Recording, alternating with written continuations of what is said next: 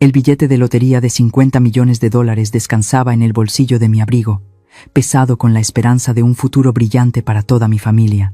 Corrí a casa a toda prisa en medio de una lluvia torrencial, solo para darle a mi esposo la sorpresa más grande de su vida. Pero justo cuando la puerta del dormitorio, siempre cerrada con llave, se entreabrió, los sonidos lascivos y descarados que se filtraban por la rendija hicieron que mi corazón se detuviera. La risita de mi nuera se mezclaba con la respiración apasionada de mi esposo, justo en mi propia cama matrimonial.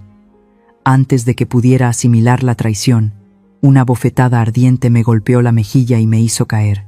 Mi esposo me señaló a la cara y gritó: ¡Lárgate aquí, vieja pestosa! ¡No interrumpas mi diversión! Incluso mi único hijo, a quien di a luz, me dio la espalda con frialdad. Mamá, estás loca, no inventes más mentiras sucias sobre mi esposa. Soy Altagracia.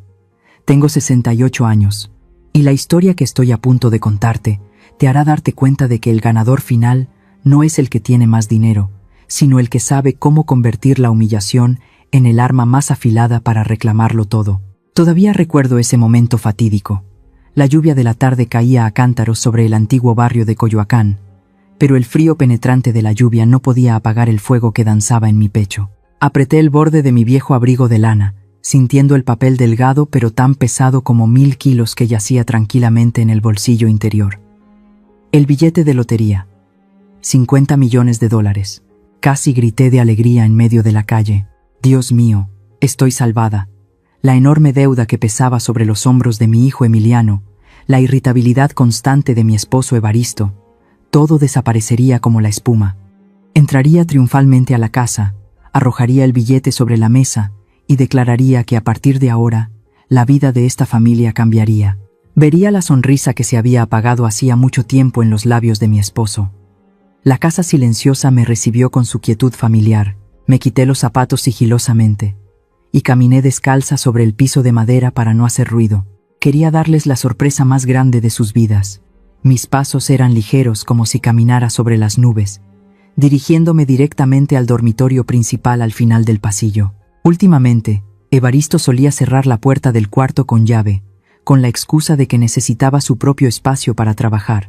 Respeté a mi esposo y me mudé a la habitación pequeña para que tuviera tranquilidad. Pero hoy, esa gruesa puerta de roble estaba solo entreabierta.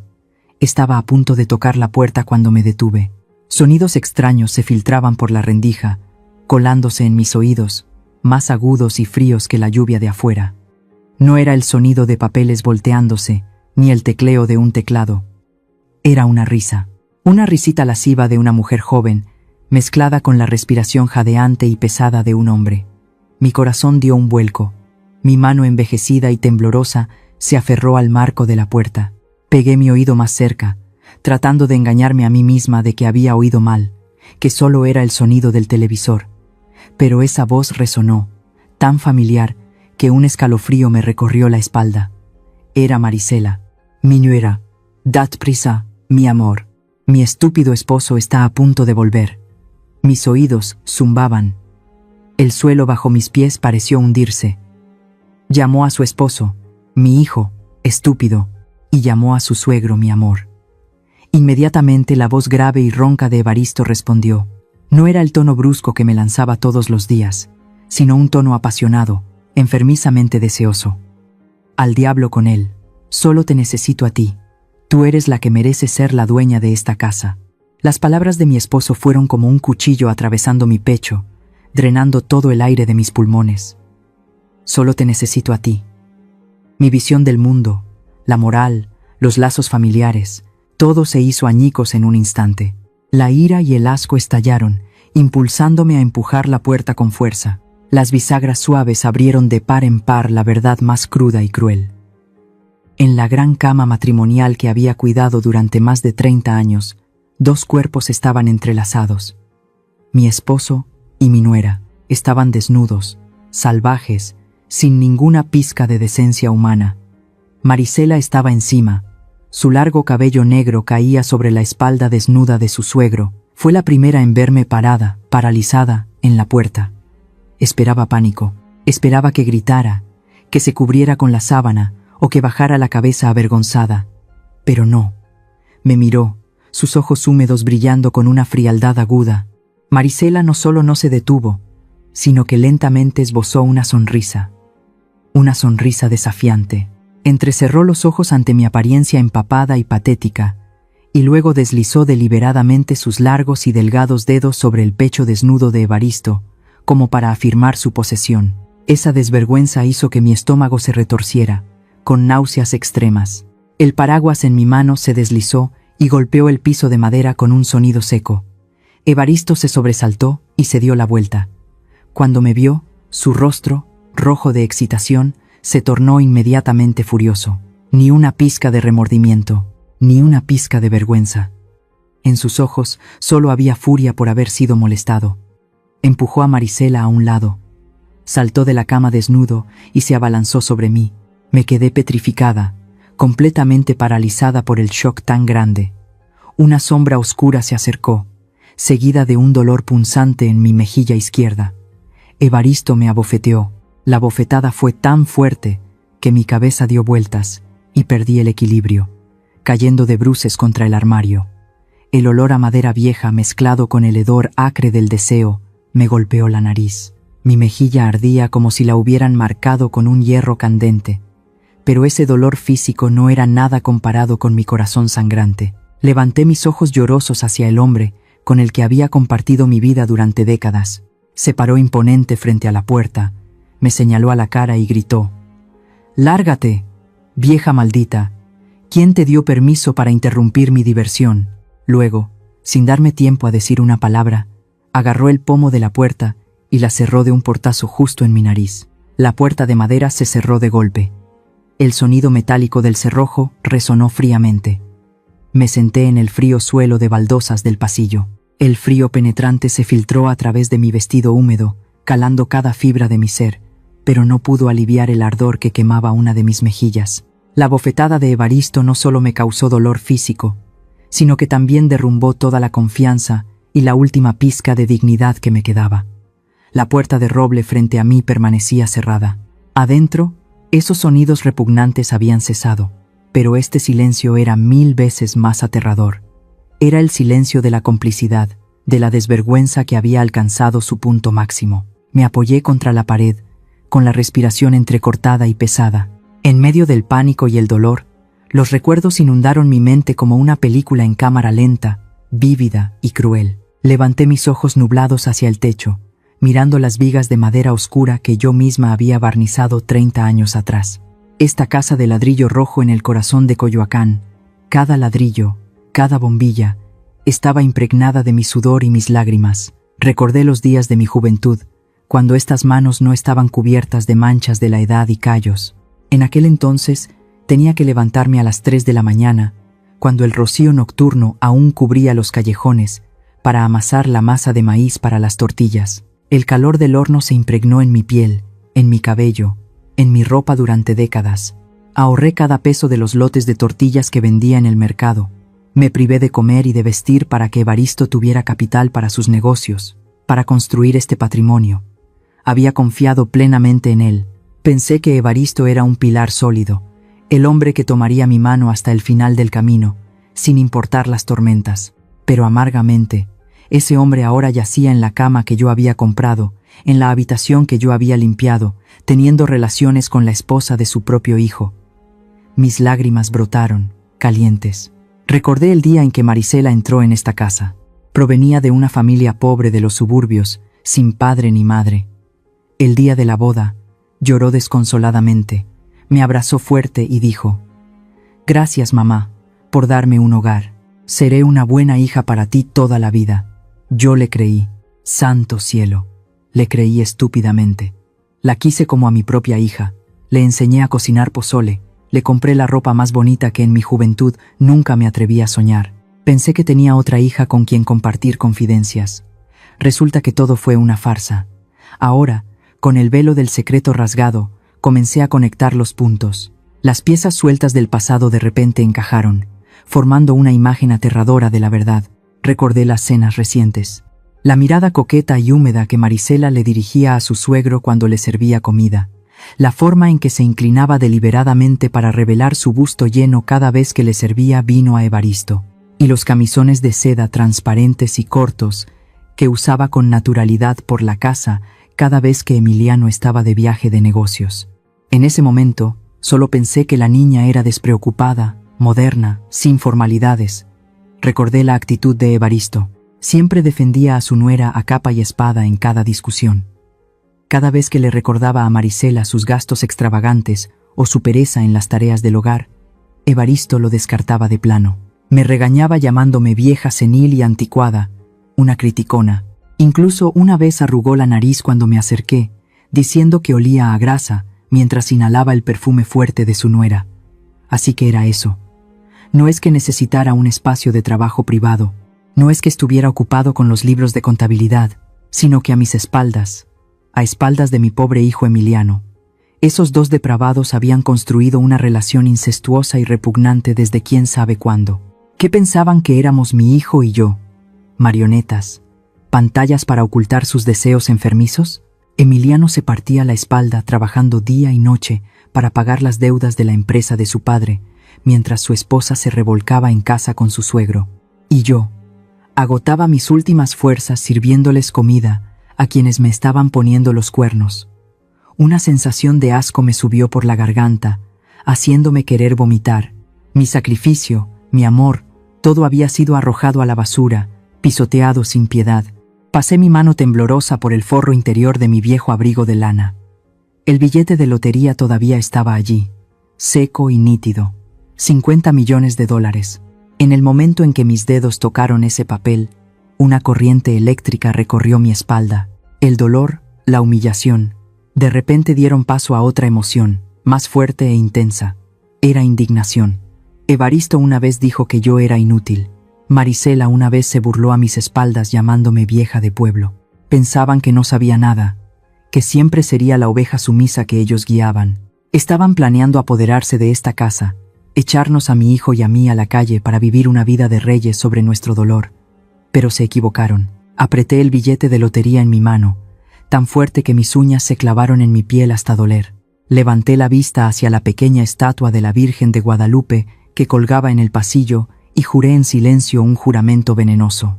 Te lo juro por ella, prefiero quemar este billete hasta convertirlo en cenizas, prefiero romperlo en 1000 pedazos y tragármelo, antes que dejar que un solo centavo caiga en manos de estos traidores.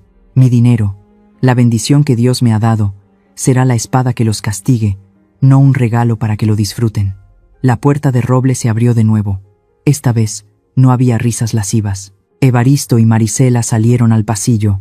Se habían arreglado la ropa, cubriendo la piel desnuda que acababa de estar entrelazada, pero ninguna prenda cara podía ocultar la ruina de su carácter.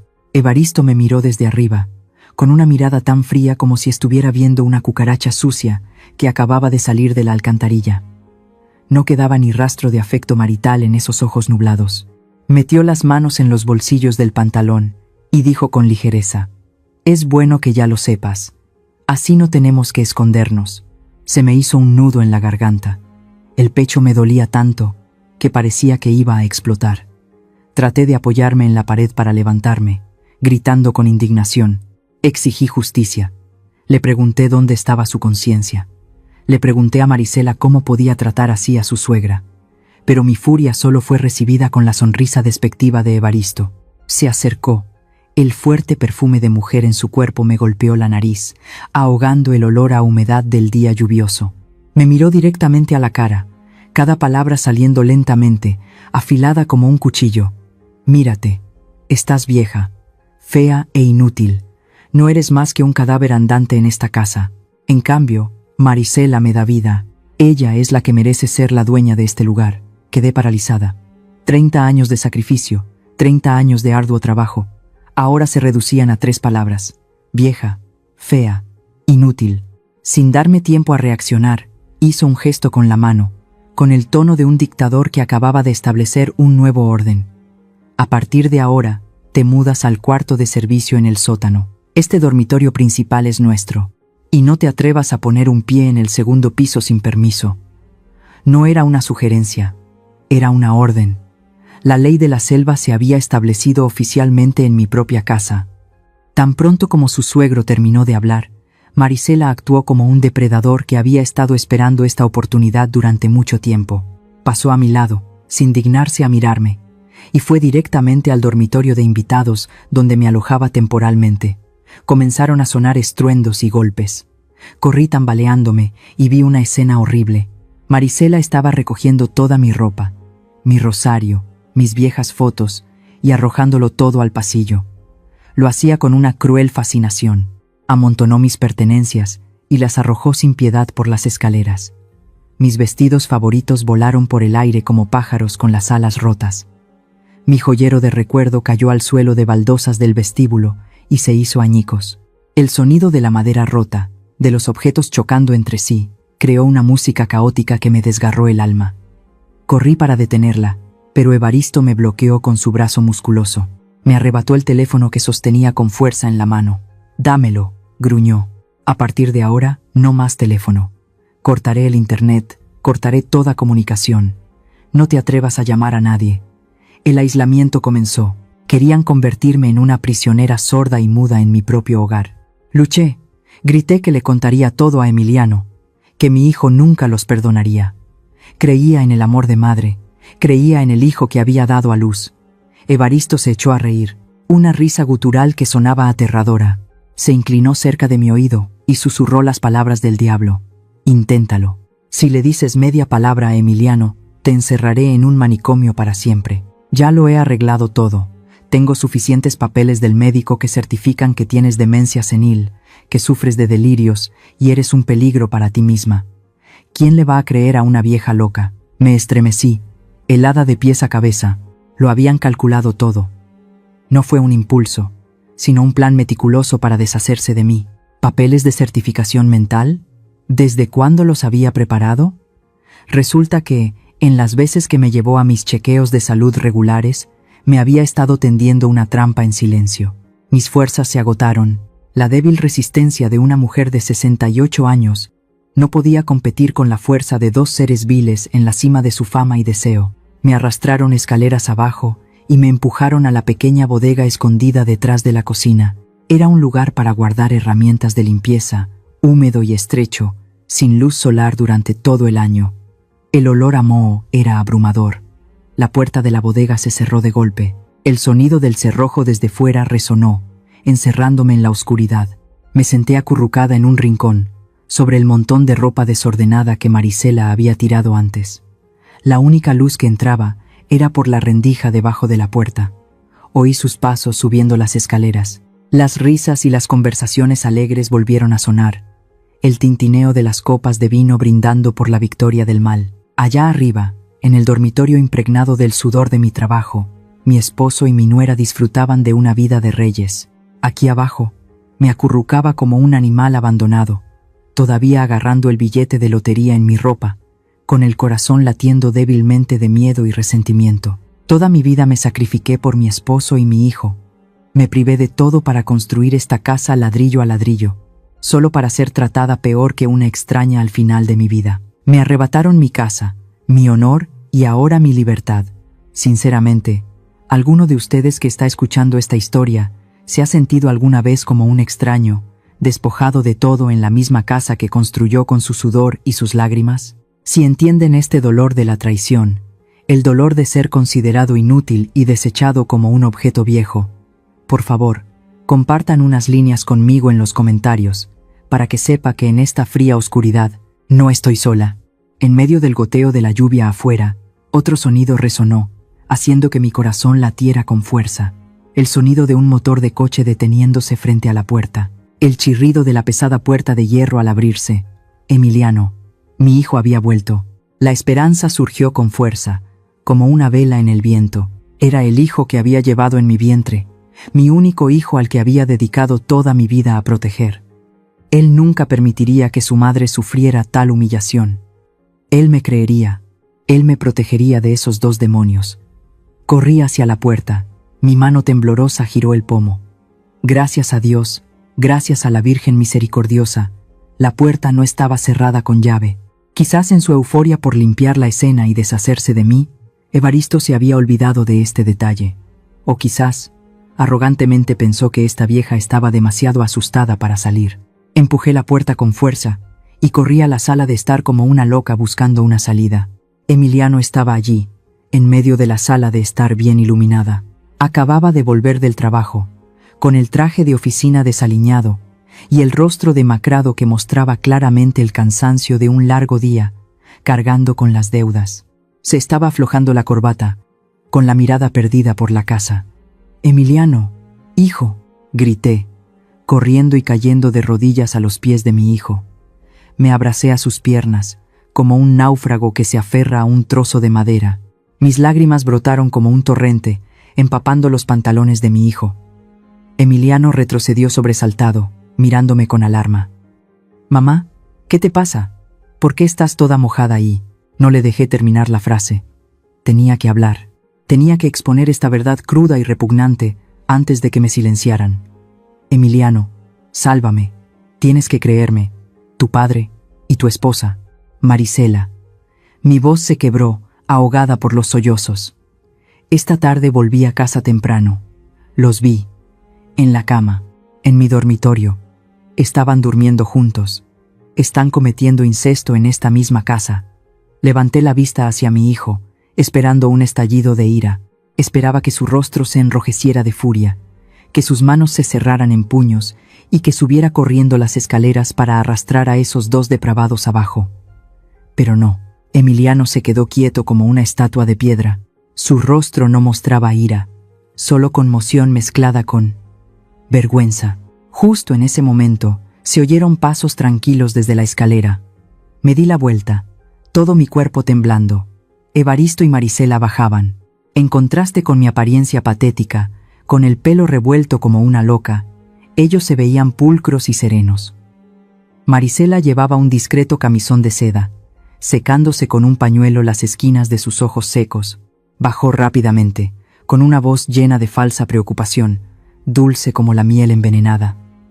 «¿Ves, Emiliano? Ya te lo había dicho. Mamá está teniendo otra de sus crisis». Se sentó junto a mi esposo, le acarició el brazo y luego me señaló con una expresión de profundo dolor. «Esta tarde llamó el doctor para decir que la situación es muy mala». Mamá se rasgó la ropa, gritando cosas delirantes. El doctor dijo que su demencia está en una etapa avanzada, con alucinaciones sexuales y violentas. Tu padre y yo hemos estado tratando de calmarla toda la tarde. Evaristo, de pie detrás, asintió en confirmación con la expresión seria de un padre responsable. Iba a ocultártelo porque no quería preocuparte, pero la condición de tu madre empeora cada día. Ya no reconoce a nadie. Quedé paralizada. Mis oídos zumbaban con esas mentiras descaradas. Convirtieron a la víctima en el culpable, a la persona cuerda en una loca en un abrir y cerrar de ojos. «No, no les creas», grité, intentando aferrarme a la mano de mi hijo, sacudiéndolo con fuerza para despertarlo.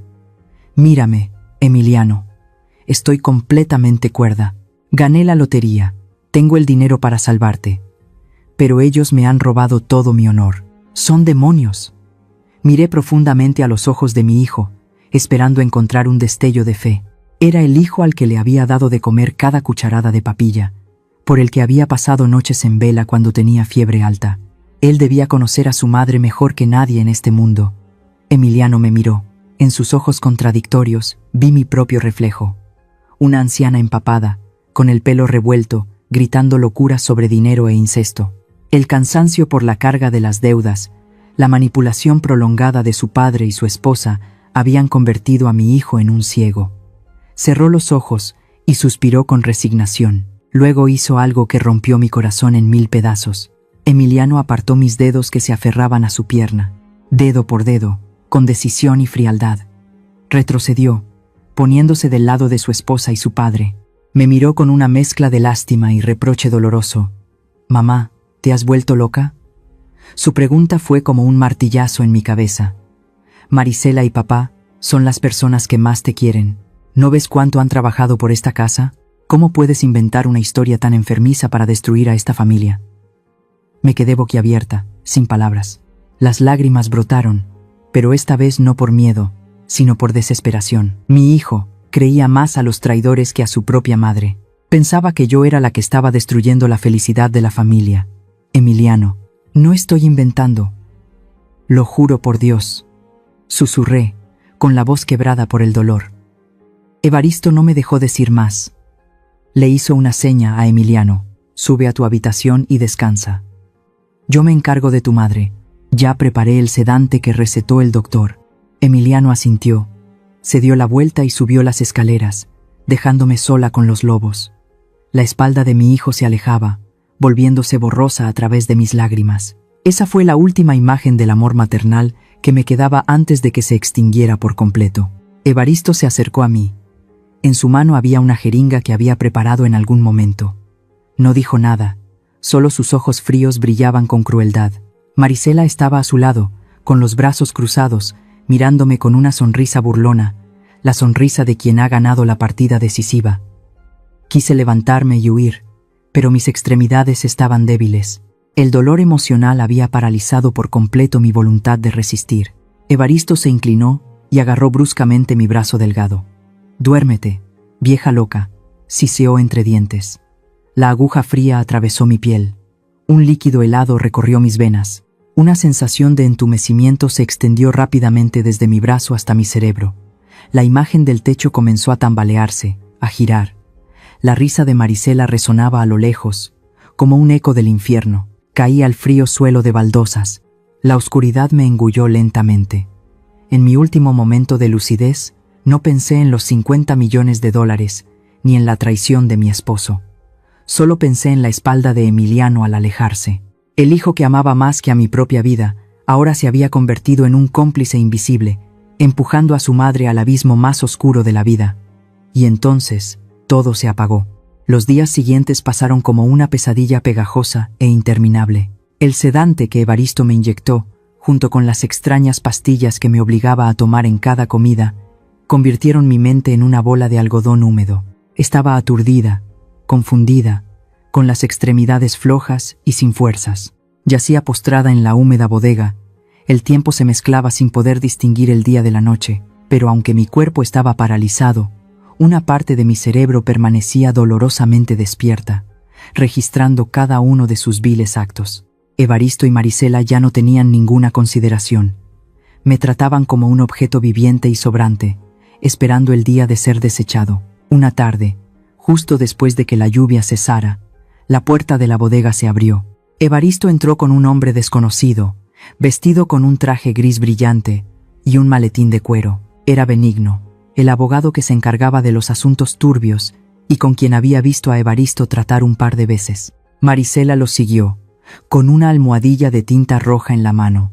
«Levántate, vieja». Evaristo me pateó suavemente la pierna. «Hay algo que necesitas firmar aquí». Intenté sentarme, pero mi cabeza daba vueltas. Benigno desplegó frente a mí una pila de papeles llenos de texto. Mis ojos se nublaron. No podía leer el contenido, pero los títulos en negrita me golpearon dolorosamente. Solicitud de divorcio de mutuo acuerdo. Escritura de transferencia de propiedad de la casa. Y el último papel. Solicitud de ingreso voluntario al asilo psiquiátrico Santo Niño. Yo. «No voy a firmar», susurré con la voz seca. «No necesitamos tu firma, solo tu pulgar», sonrió débilmente el abogado Benigno, la sonrisa de un zorro astuto y experimentado. Marisela agarró bruscamente mi mano delgada, presionó mi pulgar en la almohadilla de tinta roja y luego lo estampó repetidamente en cada papel. Quise retirar la mano, quise gritar en protesta, pero la fuerza de una anciana drogada no podía competir con la de dos personas consumidas por la codicia. Cada huella dactilar roja impresa en el papel era como una gota de mi sangre. Se acabó. La casa de 30 años de sudor y lágrimas, mi estatus de esposa y mi libertad, todo me fue arrebatado en cuestión de minutos. Esa noche, oí llegar a Emiliano. Me arrastré hasta la puerta, golpeando débilmente la madera, esperando que mi hijo me oyera. Pero afuera, la voz de Evaristo sonó, tranquila y llena de falsa preocupación. «Emiliano, mañana llevaré a tu madre a tratamiento. El doctor Benítez dice que es la mejor terapia. Tu madre necesita un espacio tranquilo y atención especializada 24/7 para recuperar la memoria. Es peligroso tenerla en casa así». La voz de Emiliano respondió, cansada y resignada. Sí, como organicen papá y Marisela. Solo espero que mamá vuelva a la normalidad pronto. Últimamente estoy agotado, no quiero oír más gritos. Mi corazón se encogió. Mi hijo no solo no me salvó, sino que sin querer los ayudó a deshacerse de mí para quitarse un peso de encima. A la mañana siguiente, cuando la niebla aún no se había disipado en las calles de Coyoacán, una vieja ambulancia privada blanca se detuvo bruscamente frente a la casa. No había sirenas, solo un silencio aterrador. La puerta de la bodega se abrió de par en par. 2 corpulentos camilleros de aspecto rudo entraron. Sin decir una palabra me agarraron por las axilas y me arrastraron como un saco de basura. Intenté resistirme, aferrándome al marco de la puerta, pero fue inútil. Eran demasiado fuertes y yo demasiado débil. Me arrastraron hasta el vehículo. A través de la ventanilla de la ambulancia, vi a mis 3 únicos familiares de pie en los escalones de la casa de ladrillo rojo. Evaristo rodeaba a Marisela con el brazo. Ambos sonreían con suficiencia. Una sonrisa de satisfacción por haberse quitado una espina clavada, apoderándose de toda la propiedad sin derramar una gota de sudor. Marisela incluso me saludó con la mano. Un gesto de despedida burlón. Emiliano. Mi hijo estaba allí, con la cabeza gacha. Cuando mis ojos lo buscaron, él apartó la mirada. No se atrevió a mirarme. La cobardía y la debilidad habían vencido al amor maternal. En ese momento algo dentro de mí se rompió. No mi corazón, sino mi ceguera. El amor maternal ciego, el sacrificio abnegado, la indulgencia de una madre. Todo murió en el instante en que Emiliano me dio la espalda. Mis lágrimas dejaron de caer. Un escalofrío recorrió mi espalda, despertando todos mis sentidos dormidos. Ya no era la madre ni la esposa de esa maldita familia. Ahora, solo era Altagracia, y Altagracia tenía que vivir. Me toqué el viejo abrigo de lana que todavía llevaba puesto. El billete de lotería todavía estaba allí. Era mi arma, mi salvavidas, la venganza más dulce que Dios me había concedido. No podía permitir que me enterraran en algún manicomio mientras tenía en mis manos 50 millones de dólares. La ambulancia aceleró, luego comenzó a reducir la velocidad al entrar en el denso tráfico de la avenida Insurgentes. La hora pico en la Ciudad de México es la pesadilla de todo conductor, pero hoy era mi bendición. La calle estaba atascada. Los coches avanzaban centímetro a centímetro. El sonido de las bocinas, los gritos de los vendedores ambulantes se filtraban a través de las ventanillas. Los 2 camilleros en el asiento delantero parecían confiados. Pensaban que era una vieja senil, débil y drogada, así que no se molestaron en atarme las manos o los pies. Uno sacó su teléfono para navegar por internet. El otro reclinó su asiento para echar una siesta, bostezando. Miré la puerta trasera del vehículo. El pestillo parecía suelto y oxidado por el desuso. La oportunidad solo se presenta una vez. Respiré hondo, concentrando toda la fuerza que me quedaba en mis piernas. La ira reprimida durante días estalló, convirtiéndose en fuerza muscular. Levanté la pierna y pateé con fuerza. La puerta trasera se abrió de golpe, golpeando la parte delantera del coche aparcado justo detrás. Los 2 camilleros se sobresaltaron y se dieron la vuelta, gritando: ¿Qué diablos está haciendo esa vieja loca? Pero yo ya no estaba allí para oír sus insultos. Salté del vehículo y caí sobre el asfalto caliente. El chirrido de los frenos y los insultos de los conductores crearon un caos. Me levanté a trompicones, sin importarme las rodillas sangrantes, y me lancé a la multitud en la acera. «¡Atrápenla! ¡Atrapen a esa vieja!», gritó uno de los camilleros detrás de mí. Corrí sin mirar atrás. Corrí como nunca antes lo había hecho. Me abrí paso entre puestos de fruta, derribando cestas de cempasúchil de un amarillo vibrante. El olor a humo, a tacos asados, a sudor de trabajadores, todo me golpeó la nariz, pero era el olor de la libertad. Me adentré en el concurrido mercado de Coyoacán. Las lonas de colores que daban sombra ocultaban la vista de mis perseguidores. Me deslicé entre puestos de carne colgando, entre amas de casa que regateaban ruidosamente. Mi corazón latía como si fuera a estallar. Mis pulmones ardían como el fuego, pero mis manos seguían aferradas al borde de mi viejo abrigo. Allí sostenía tanto mi futuro como mi castigo. Cuando estuve segura de haberlos perdido, me desplomé en un rincón escondido detrás de un puesto de especias, jadeando. La oveja mansa y sumisa que había en mí murió en el momento en que esa ambulancia se puso en marcha. Ahora, Solo quedaba una mujer acorralada con el corazón roto. Pero me encontraba en una encrucijada. Si fueras yo, con $50 millones en la mano, y este odio hasta los huesos, ¿qué camino elegirías? ¿Tomar el dinero y huir lejos para vivir una vida de lujos y compensar el pasado, o volver a la peligrosa guarida del tigre para hacerles pagar por cada una de mis lágrimas? Por favor, déjenme un consejo en los comentarios, porque en este momento mi corazón está más confundido que nunca. Me perdí en el laberinto de callejones de un barrio pobre, el olor a basura podrida, a comida en mal estado, y las miradas inquisitivas de los matones en las esquinas no me asustaban, porque, en comparación con el demonio con piel de humano en esa casa de ladrillo rojo, este lugar era mucho más seguro. Busqué la humilde casa de hojalata del señor Eusebio. Era un viejo abogado jubilado, el mejor amigo de mi difunto padre. Vivía recluido entre montones de viejos libros de leyes y botellas de tequila barato, dándole la espalda al mundo después de cansarse de la corrupción del sistema judicial. Cuando vio mi aspecto andrajoso, Eusebio no hizo muchas preguntas. Me sirvió un vaso de agua, sus ojos viejos brillando con compasión. Pero cuando saqué el billete de lotería del forro de mi abrigo y lo puse sobre la desvencijada mesa de madera, sus ojos se abrieron de par en par. Tomó el billete, lo examinó bajo la tenue luz amarilla, con las manos temblando. Altagracia. ¿Sabes lo que significa esto? Su voz era ronca. Lo sé, respondí, con una calma sorprendente. Significa libertad, y es un arma. Le conté todo, sin omitir un solo detalle. Desde los gemidos detrás de la puerta, la bofetada de Evaristo, hasta la mirada esquiva de Emiliano, Eusebio escuchó en silencio. Su rostro arrugado se endureció de ira. Golpeó la mesa con tanta fuerza que el vaso de agua se derramó. «¡Animales!», siseó. «¿Qué quieres, Altagracia? ¿Quieres tomar este dinero y volar a Europa para vivir el resto de tu vida en el lujo? Puedo ayudarte a reclamar el premio de forma anónima de inmediato». Miré al vacío. ¿Vivir en el lujo? Demasiado fácil. Si me iba, celebrarían su victoria con alegría. Gastarían el dinero ganado con mi sudor y lágrimas. Se reirían de mí llamándome la patética vieja que se rindió. «No, tío Eusebio», negué con la cabeza, con la mirada fría como el acero. «Quiero que paguen.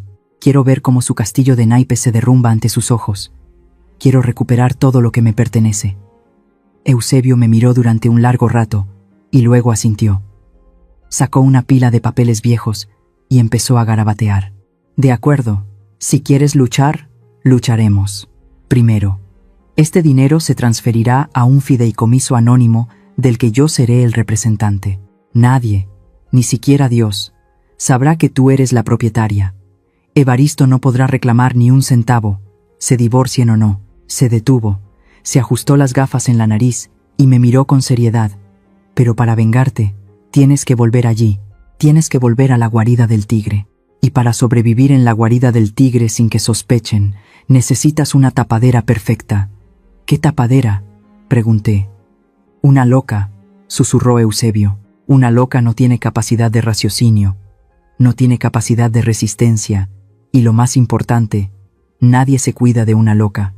Unos días después, el plan comenzó. Deambulé a propósito por el parque de la Alameda Central, un lugar lleno de turistas y policías patrullando. Me solté el pelo, me ensucié la cara, caminé descalza y murmuré para mis adentros. Cuando la policía se acercó, solo sonreí tontamente, babeando, sin poder decir una frase completa más allá del nombre Evaristo y la dirección de la casa en Coyoacán. Los dos jóvenes policías negaron con la cabeza. Me subieron a la patrulla y me llevaron a casa. La patrulla se detuvo bruscamente frente a la casa. Las luces intermitentes azules y rojas giraban, reflejándose en las paredes de ladrillo rojo. Evaristo y Marisela salieron, con expresión de fastidio. El policía se bajó y me llevó hacia ellos. «Por favor, cuiden mejor a su familiar». La señora estaba deambulando por el parque. Su estado mental no parece estable. Estaba alterando el orden público. Evaristo me miró. Su mirada era inquisitiva, sospechosa. Me agarró la barbilla, la levantó, escudriñando cada una de mis expresiones. Este era el momento decisivo. Si detectaba una chispa de lucidez en mis ojos, estaría acabada. Relajé completamente los músculos de mi cara. Abrí los ojos de par en par, pero miré a través de él, hacia un vacío sin sentido. Sonreí tontamente, dejando que la saliva goteara por la comisura de mis labios y cayera sobre su mano. Evaristo. Balbuceé como una niña de 3 años, y luego intenté acariciarle la mejilla. Con asco, apartó mi mano y se limpió rápidamente en el pantalón. Maldita sea, qué asco. Marisela, a su lado, se cruzó de brazos y frunció los labios. Ya te lo dije, esta vieja está completamente senil. ¿Y ahora qué, amor? ¿La llevamos de nuevo al asilo? El doctor Benítez cobra muy caro, y además tendríamos que pagar a alguien para que la vigile porque ya se escapó una vez. Evaristo frunció el ceño, calculando. Su codicia era la mayor debilidad a la que Eusebio y yo habíamos apuntado. Era un tacaño. Justo en ese momento, lancé el golpe de gracia para acabar con sus sospechas. Me quedé allí parada y relajé mi cuerpo.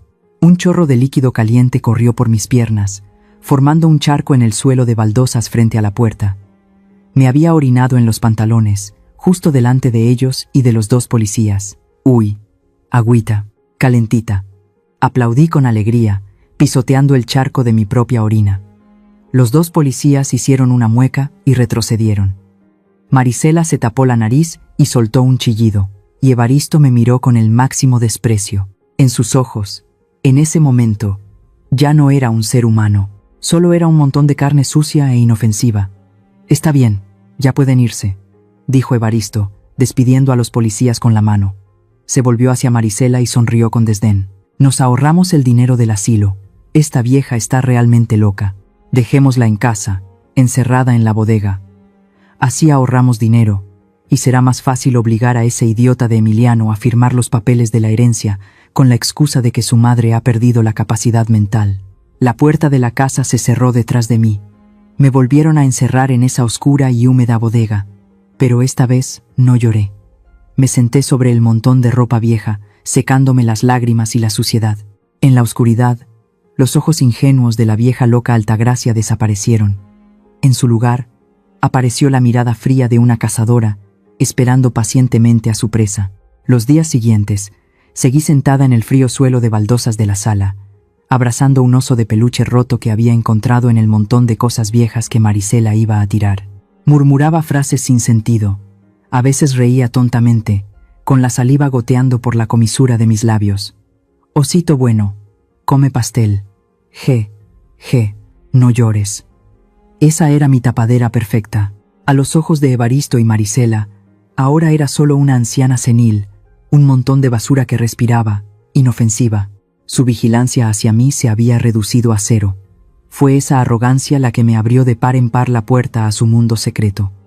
Marisela estaba sentada en el sofá de cuero, justo frente a mí. No estaba sola. Estaba sentada en el regazo de su suegro, con sus brazos desnudos rodeando el cuello de Evaristo de manera lasciva. Ya ni siquiera se molestaban en cerrar la puerta.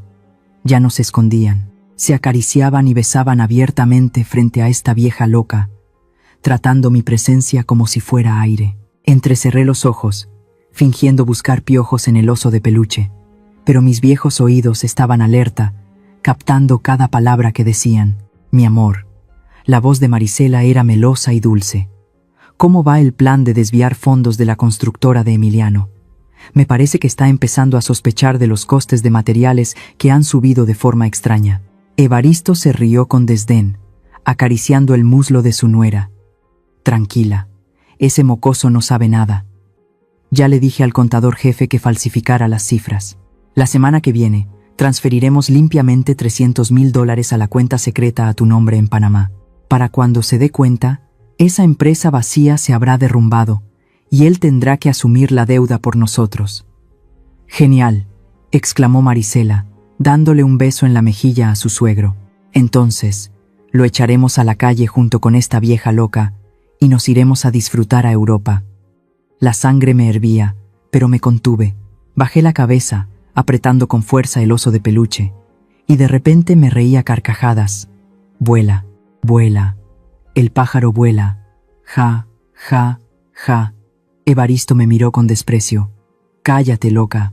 Me callé de inmediato, fingiendo encogerme de miedo, pero tan pronto como se dieron la vuelta, continué con mi trabajo. Mientras estaban ocupados planeando cómo estafar a su propio hijo y esposo, dejé caer el oso de peluche y gaté por el suelo. Gateé hacia la pesada mesa de centro de roble, donde solían sentarse a discutir. Busco dulces. ¿Dónde están los dulces? Murmuraba mientras metía la mano debajo de la mesa. Mi mano, rápida como un rayo, sacó de mi amplio bolsillo un pequeño dispositivo negro del tamaño de un pulgar.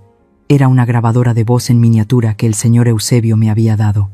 La pegué firmemente en la parte inferior de la mesa, en el lugar más oculto que nadie sospecharía. Pero eso no fue todo. Unos días antes, mientras fingía limpiar las ventanas y canturrear, había logrado colocar una cámara oculta con forma de botón en la cortina de terciopelo rojo. El ángulo de la cámara cubría toda la sala, donde se desarrollaban las escenas más repugnantes de esta pareja de suegro y nuera.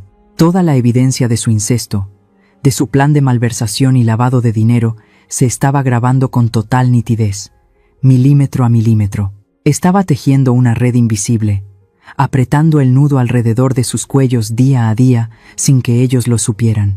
Esa noche, encerrada de nuevo en la bodega, saqué el viejo teléfono que Eusebio me había pasado a escondidas.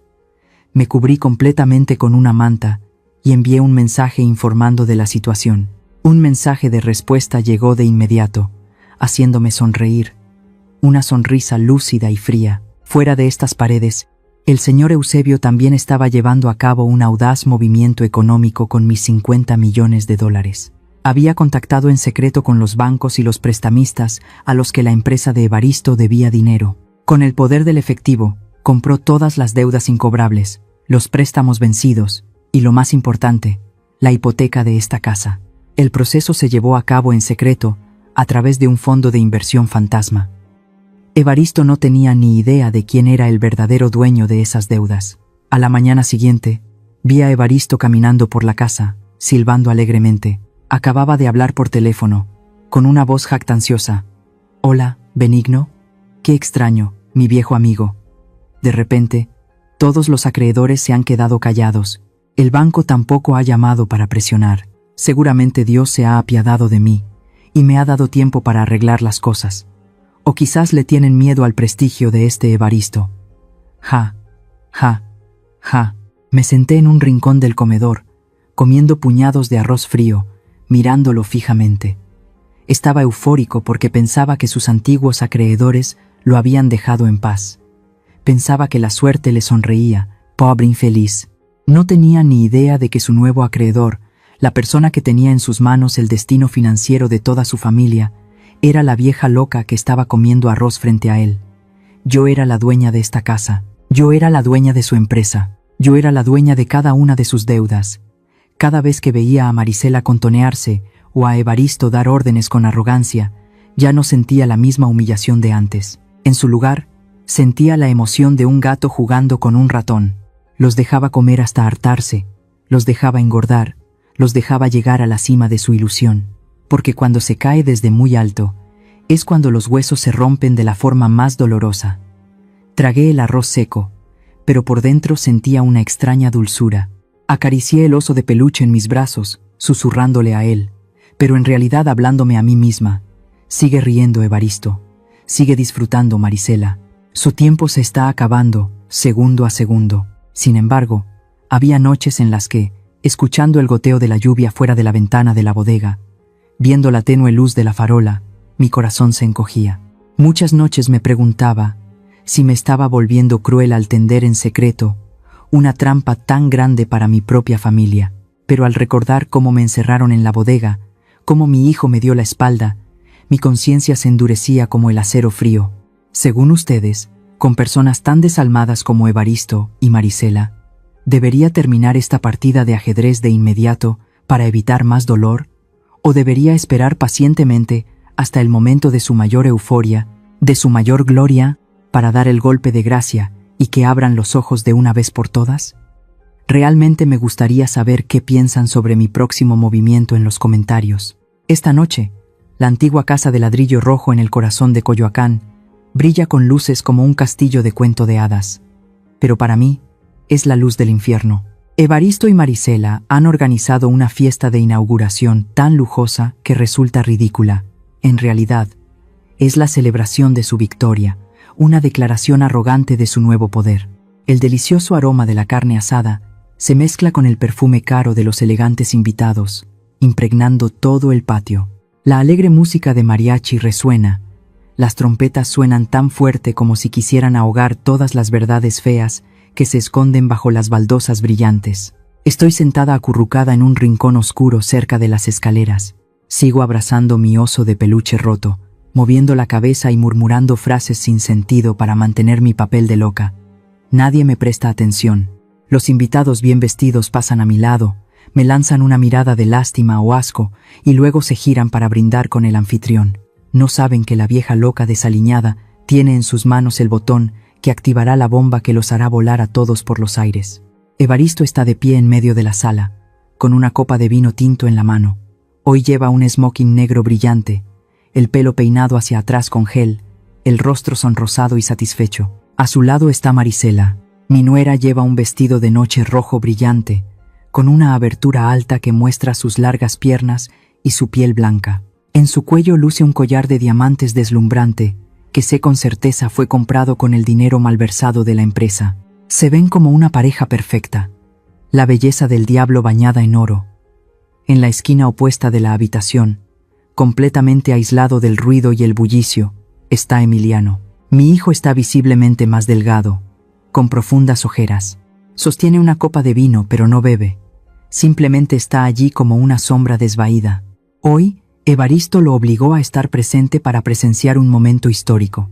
Su padre asumirá oficialmente el control y fusionará la empresa de su hijo con el conglomerado familiar.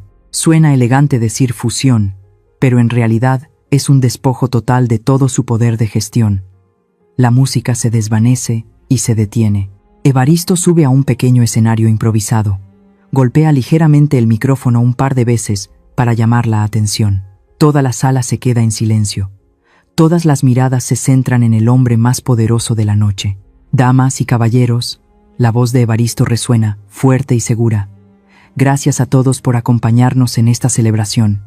Hoy es un día trascendental. Después de tantos años de dedicación, he decidido asumir más responsabilidades y llevar el barco de los negocios familiares a aguas más profundas. Mi hijo Emiliano necesita un descanso, y yo, como padre, tomaré el relevo. Se oyen aplausos atronadores, exclamaciones de elogio por el sagrado amor paternal. Emiliano baja la cabeza. Sus hombros tiemblan ligeramente de humillación. No sabe que la responsabilidad de la que habla su padre es, en realidad, devorar lo poco que le queda. Aprieto el oso de peluche en mis manos. Mi corazón late con fuerza, no por miedo, sino por la emoción extrema de quien está a punto de dar el golpe de gracia. Y para conmemorar este evento, Evaristo levanta su copa de vino. Con voz generosa, me gustaría invitarlos a todos a ver un breve video sobre el crecimiento de la empresa, preparado por mi devota nuera Marisela. Marisela sonríe tímidamente, acurrucándose cariñosamente contra su suegro. Esa es la señal. En la oscuridad del rincón de la escalera, mi pulgar presiona con fuerza el control remoto oculto en el vientre del oso de peluche. Ploc. Todas las luces de la sala y del patio se apagan. La oscuridad lo envuelve todo en un instante. Se oyen murmullos. Probablemente sea solo un problema técnico. La voz de Evaristo tranquiliza a todos en la oscuridad. ¿O quizás una sorpresa especial? Así es, Evaristo. Una sorpresa muy especial. El proyector gigante colgado en medio de la sala se enciende de repente. Un haz de luz blanca y azul ilumina la gran pantalla, rasgando la noche.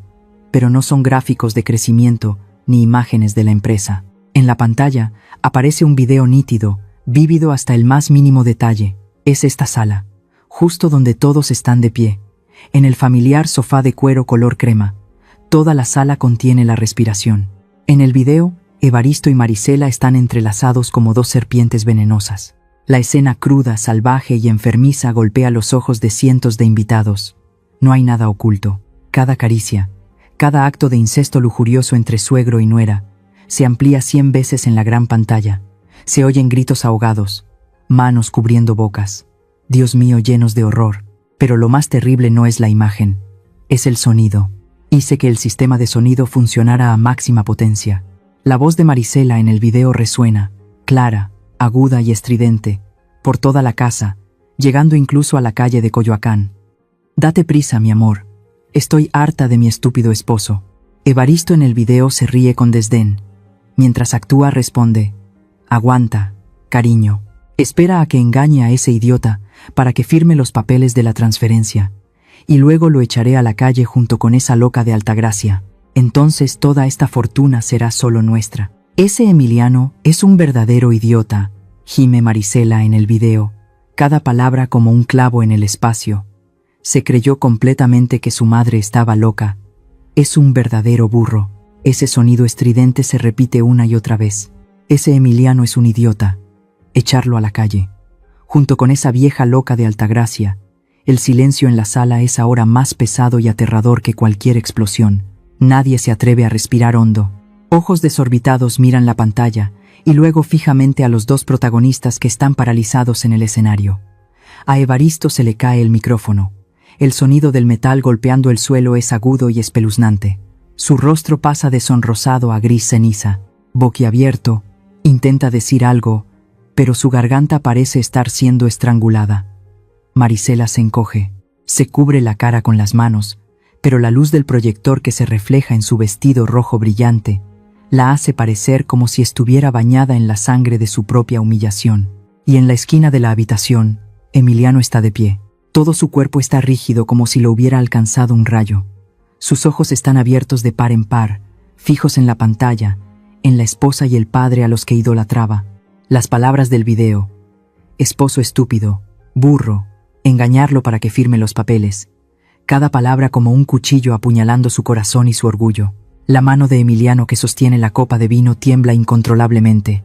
No grita, no llora, simplemente, lentamente, suelta la mano. La copa de cristal cae al suelo de baldosas. Un sonido seco y quebradizo resuena, agudo, rasgando la atmósfera sofocante. Los fragmentos de vidrio vuelan por todas partes. El vino tinto se derrama sobre la alfombra blanca. La oscuridad que envolvía la habitación fue repentinamente rasgada por la luz brillante del candelabro del techo.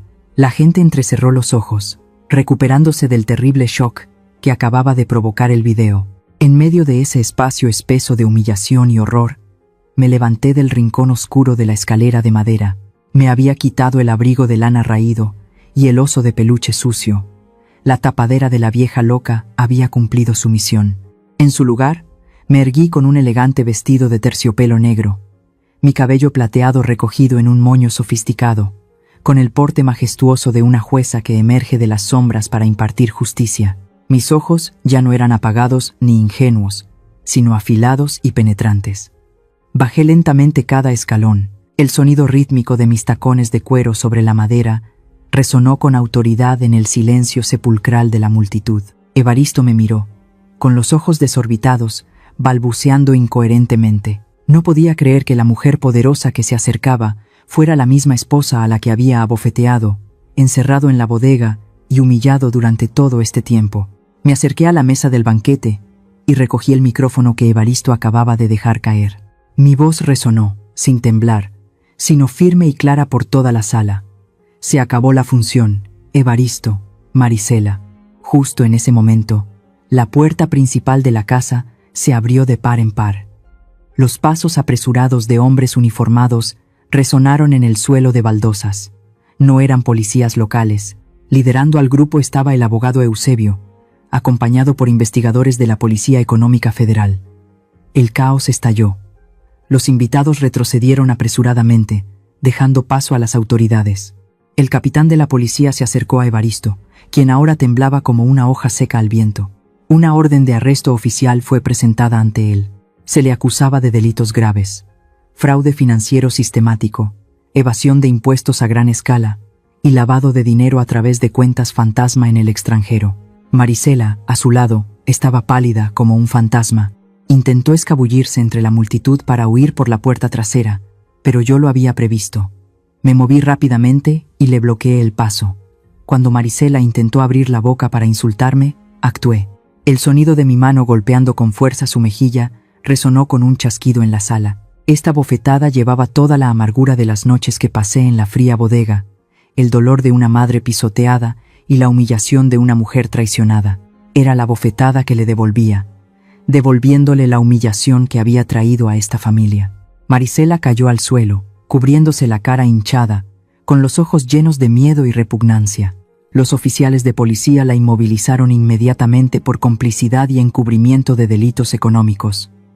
«No pueden hacer esto», gritó Evaristo al sentir las frías esposas cerrarse en sus muñecas.